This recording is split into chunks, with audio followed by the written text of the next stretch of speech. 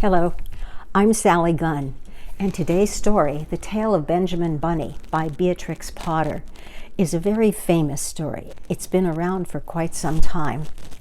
She has also, Ms. Potter, also wrote stories about Jemima Puddle Duck, Squirrel Nutkin, and Peter Rabbit.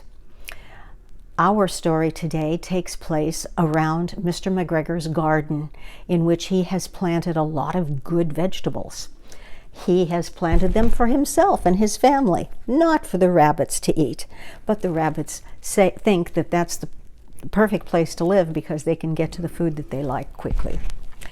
At some point, you will find that old Mr. Benjamin Bunny comes to the rescue of his son and his cousin. Maybe you can anticipate what's going to happen. The Tale of Benjamin Bunny. Oh, by the way, the artwork was all done by Beatrix Potter, and she does it in muted tones. So I'm going to put the illustrations close to you so that you can see them a little better.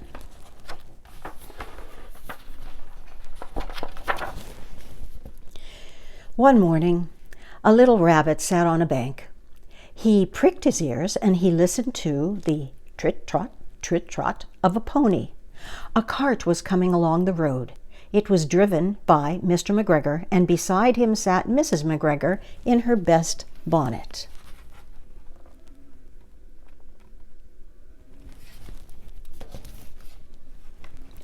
As soon as they had passed, little Benjamin Bunny slid down into the road and set off, with a hop, skip, and a jump, to call upon his relations, who lived in the wood at the bank of Mr.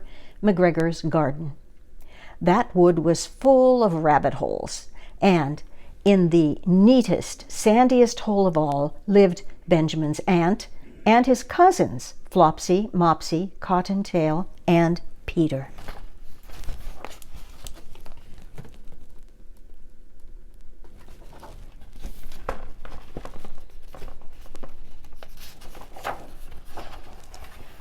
Old Mrs. Rabbit was a widow. She earned her living by knitting rabbit wool mittens and muffetees. I once bought a pair at a bazaar. She also sold herbs and rosemary tea and rabbit tobacco, which is what we call lavender. Little Benjamin did not very much want to see his aunt. He came around the back of the fir tree and nearly tumbled upon the top of his cousin Peter.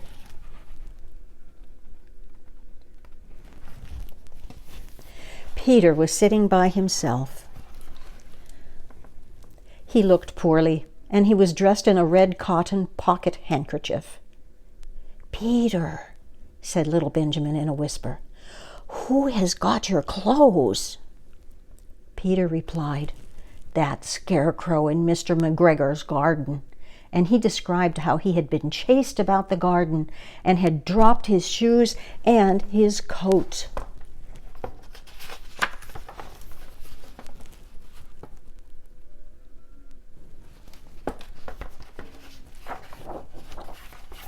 Little Benjamin sat down beside his cousin and assured him that Mr. McGregor had gone out in a cart, and Mrs. McGregor also, and certainly for the day, because she was wearing her best bonnet.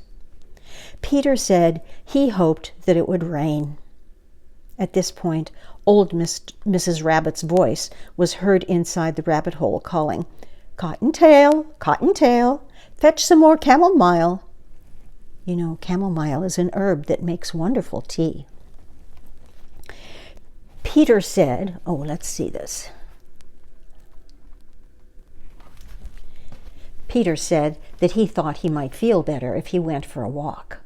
They went away hand in hand and got upon the flat top of the wall at the bottom of the wood. From here, they looked down into Mr. McGregor's garden. Peter's coat and shoes were plainly to be seen upon the scarecrow, topped with an old tam-o'-shanter of Mr. McGregor's.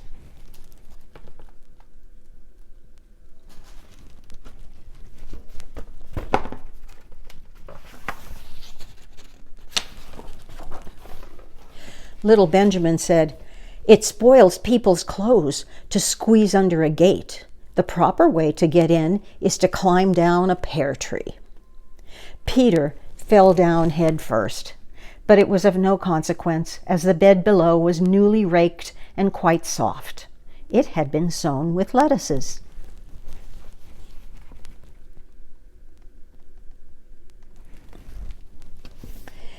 They left a great many odd little footprints all over the bed, especially little Benjamin, who was wearing clogs.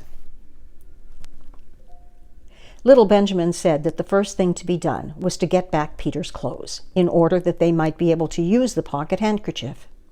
They took them off the scarecrow. There had been rain during the night, and there was water in the shoes, and the coat was somewhat shrunk.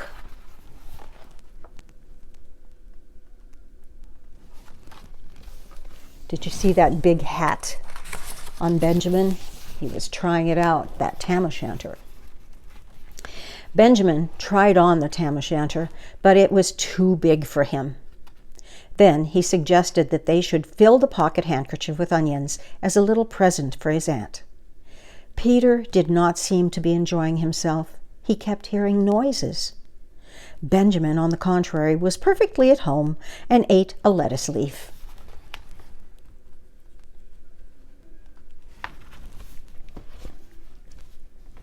He said that he was in the habit of coming to the garden with his father to get lettuces for their Sunday dinner.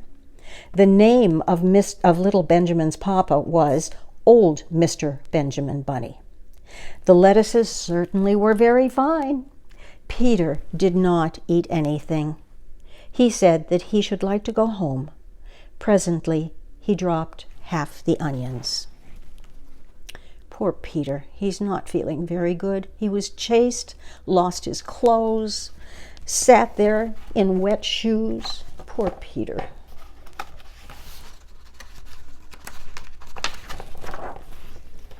Little Benjamin said that it was not possible to get back up the pear tree with a load of vegetables. He led the way boldly toward the other end of the garden. They went along a little walk of planks under a sunny red brick wall. The mice sat on their doorsteps, cracking cherry pits. They winked at Peter Rabbit and little Benjamin Bunny.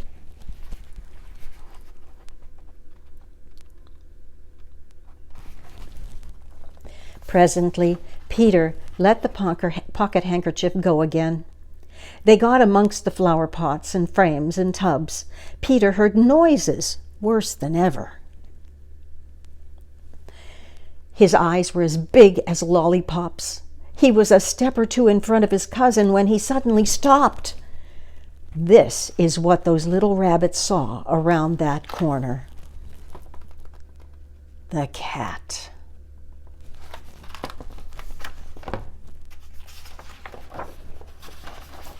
Little Benjamin took one look, and then, in a half a minute or less than no time, he hid himself and Peter and the onions underneath a large basket. The cat got up and stretched herself, and came and sniffed at the basket. Perhaps she liked the smell of onions? Actually, I think she can smell bunnies. Anyway, she sat down upon the top of that basket.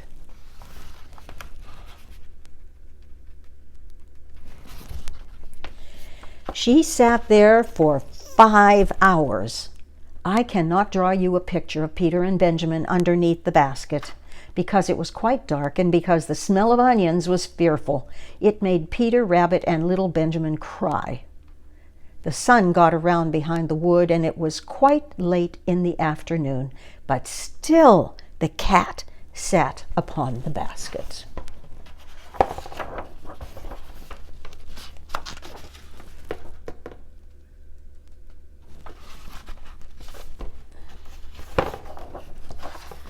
At length, there was a pitter-patter, pitter-patter, and some bits of mortar fell from the wall above.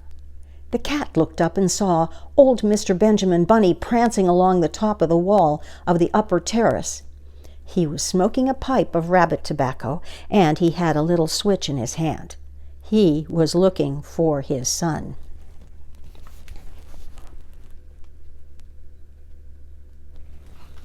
Aha! He knew that his son has gotten himself into some kind of a predicament. Old Mr. Bunny had no opinion whatever of cats. He took a tremendous jump off the top of the wall onto the top of the cat, and he cuffed it off the basket, and he kicked it into the greenhouse, scratching off a handful of fur.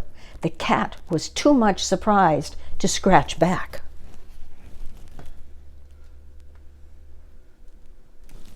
Oh my goodness.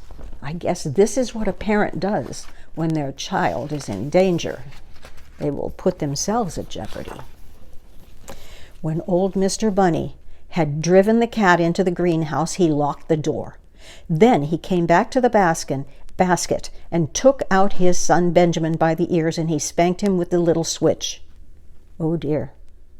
Probably to make him remember never to do this again.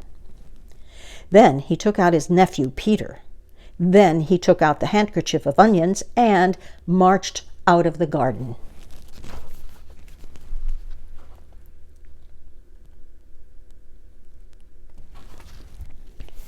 When Mr. McGregor returned about half an hour later, he observed several things which perplexed him. It looked as though some person had been walking all over the garden in a pair of clogs, only the footmarks were too ridiculously little.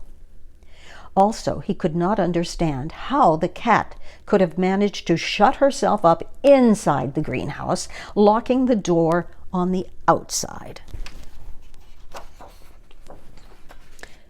When Peter got home, his mother forgave him because she was so glad to see that he had found his shoes and coat.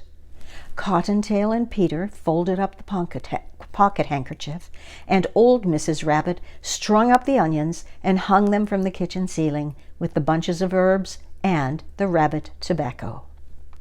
The end.